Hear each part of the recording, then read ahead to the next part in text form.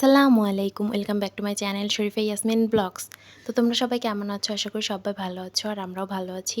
তো আরও একটা নতুন ব্লগ ভিডিও নিয়ে তোমাদের সামনে হাজির হলাম। আশা আশা করি পুরোটা সময় আমার সাথেই থাকবে। তো তোমাদের ভাইয়া কিছু বাজার নিয়ে এসেছিল, তো সেগুলো এখন গুছিয়ে রাখবো। তো ডিম নিয়ে এসেছে।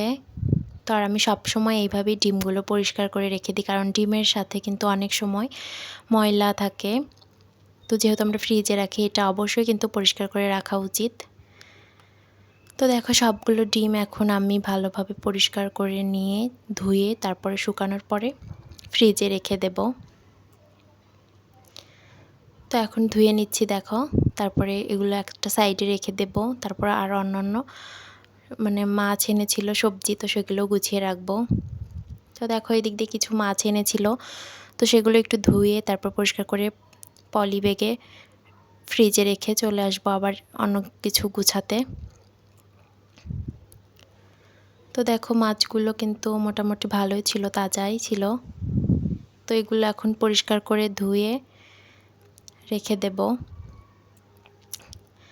তো এই দিক দিয়ে কিছু আলু এনেছিল, তো আলুতেও কিন্তু অনেক সময় ধুলা থাকে প্রচণ্ড পরিমাণে। তো এগুলো মেঝেতে যেহেতু আমরা রেখে দিই, এগুলো সব ডালাগুলো, তো ধুলা জমে যায়, অনেক সময় বেশি নোংরা হয়ে যায়। তো আমি সব সময় ট্রাই করি এইভাবে সব কিছু বেসিনের মধ্যেই সব কিছু ধুয়ে নিতে, কারণ মেঝেতে ঢেলে বাজারগুলো পরিষ্কার করলে পুরো মেঝে কিন্তু নোংরা হয়ে যায়। তো বেসিনে পরিষ্কার করলে কিন্তু বেসিনটা পরিষ্কার করে নিলেই হয়ে যায়।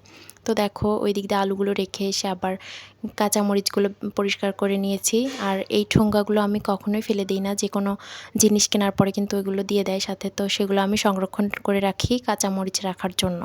তো দেখো কাঁচামরিচগুলো এইভাবে রাখলে কিন্তু অনেক দিন পর্যন্ত ভালো থাকে। তো তোমরা এই টিপসটা ফলো করতে পারো। তো দেখো আর একটা ছোট ঠোঙ্গার মধ্যে এই কাঁচামরিচগুলো রেখে দিয়ে সংরক্ষণ করব নর্মাল ফ্রিজে। তো তোমরা এই টিপসটা ফলো করতে পারো।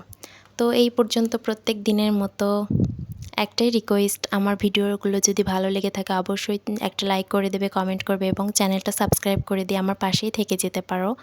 তো দেখো এগুলো এখন ফ্রিজে রেখে দিয়ে চলে যাব রান্নায়। তো রান্না করতে গিয়ে দেখি বাটা মশলাগুলো ফুরিয়ে গেছে। আর যে কোনো রান্না করতে গিয়ে যদি মশলাটা ফুরিয়ে যায় তাহলে রান্না কিন্তু অনেকটা দেরি হয়ে যায়।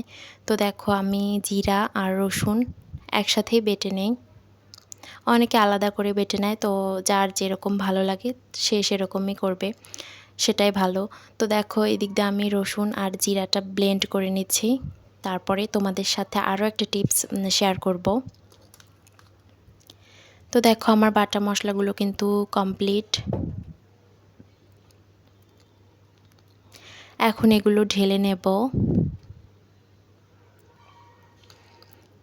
আসলে রান্নার প্রস্তুতির আগে যদি বাটা মশলাগুলো রেডি থাকে তাহলে কিন্তু রান্নাটা অনেক দ্রুত হয়ে যায়। আর এগুলো যদি না থাকে দেখবে আরও দেরি হয়ে যায়। তো দেখো সবগুলো মশলা এখন ঢেলে তারপরে একটা সাইডে রেখে দেব। তারপরে তোমাদের সাথে আরও একটা টিপস ফলো করব যেটা বললাম। তো চলো সেই টিপসে যাওয়া যাক। তো ব্লেন্ডার মেশিনগুলো কিন্তু আমরা এই ব্লেডগুলো কিন্তু আমরা এমনিতে ধার দিতে পারি না, যেহেতু এটা একটা মেশিন। তো আমি এই টিপসটা ফলো করি, তোমরাও চাইলে ফলো করতে পারো। কিছু লেবু কুচি করে নিয়েছি, তারপরে ব্লেন্ডারের জারের মধ্যে দিয়ে দিলাম। এখন একটুখানি পানি দিয়ে দেব। পানি অ্যাড করার পরে ব্লেন্ড করে নেব। তাহলে দেখবে লেবু যেহেতু আছে এটাতে, লেবু কিন্তু অ্যাসিড জাতীয়। আর ব্লেডটাতে যেহেতু এটা ব্লেন্ড করব, ব্লেডটা কিন্তু অনেকটাই ধার হয়ে যায়।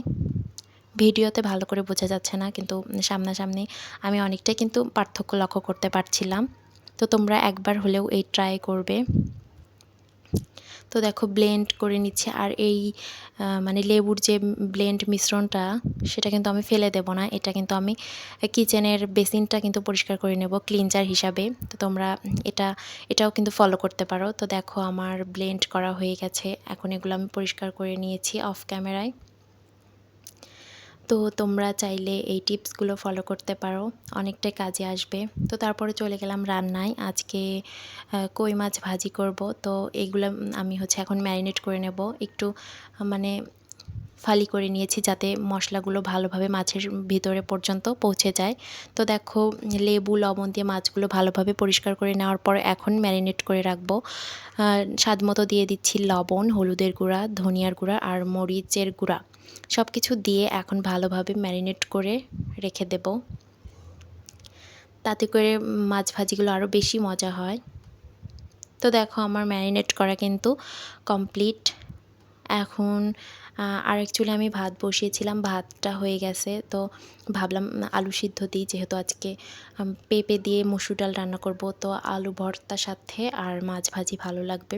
তো এদিকে আরেকটা চুলায় মাছ ভাজির জন্য কড়াইয়ে তেল গরম করে মাছগুলো দিয়ে নিচ্ছি। এখন ওলট পালট করে মাছগুলো ভেজে নেব। আর এইভাবে মাছ ভাজি করলে কিন্তু অনেকটাই মজা হয়। মানে আগে থেকে ম্যারিনেট করে রাখলে তোমার মাছ ভাজিটা ভালো লাগে বেশি খেতে। তো দেখো আমি পরে সবগুলো মাছই একসাথে দিয়ে দিয়েছিলাম। তো দেখো মাছ ভাজিগুলো এখন আমার কমপ্লিট। তো ভিডিওটা কেমন লাগলো অবশ্যই কিন্তু কমেন্ট করে জানাবে এবং একটা লাইক করে দিবে, তাতে করে সবার কাছে আমার ভিডিওটা পৌঁছাতে সাহায্য করবে। তো দেখো মাছ ভাজিগুলো কমপ্লিট। আর এই দিক দিয়ে আবার আমি আলুটা যেহেতু সিদ্ধ হয়ে গেছে, ভাবলাম ভর্তাটা করেই নেই। স্বাদমতো লবণ, শুকনো মরিচ দিয়েছি, আর আজকে ভর্তাটা আমি কাঁচা পেঁয়াজ দিয়ে করে নেব। তো দেখো এখন ভালোভাবে কাঁচামরিচ লবণ দিয়ে মানে ডলে নিচ্ছি। তারপরে হচ্ছে পেঁয়াজটা একসাথে করে এখন আমি একটু সরিষার তেল দিয়ে নেব। আর ভর্তাতে সরিষার তেল না দিলে মজাই লাগে না। তো দেখো এখন ভর্তাটা আমি করে নেব আলুটা। ভাবতেছিলাম অনেক দিন ধরে আলু ভর্তাটা করা হয়নি, তো আজকে যেহেতু ডাল রান্না করলাম আলু ভর্তাটা ডালের সাথে ভালো লাগবে, তো সেই জন্যই ভর্তাটা করা। তো দেখো আমার ভর্তাটাও প্রায় কমপ্লিট। তো এরপরে তোমাদেরকে দেখাচ্ছি, দেখো এই দিক দিয়ে মসুরের ডাল দিয়ে পেঁপে দিয়ে রান্না করেছি, আর এই দিক দিয়ে এই যে মাছগুলো একটু ডেকোরেশন করেছি, সুন্দর লাগছে দেখতে, তাই না? তো তারপরে এই দিক দিয়ে আলু ভর্তা, আজকের দুপুরের মেনুগুলো এগুলো ছিল। তারপরে দুপুরে গোসল দিয়ে খাওয়া দাওয়া করে ঘুমিয়েছিলাম। তারপর তোমাদের ভাইয়া এই পাঁপড়গুলো খেতে চাইলো, তাই ভেজে দিলাম। তো ভিডিওটা কেমন লাগলো অবশ্যই কিন্তু কমেন্ট করে জানাবে। আসসালামু আলাইকুম, আল্লাহ হাফেজ।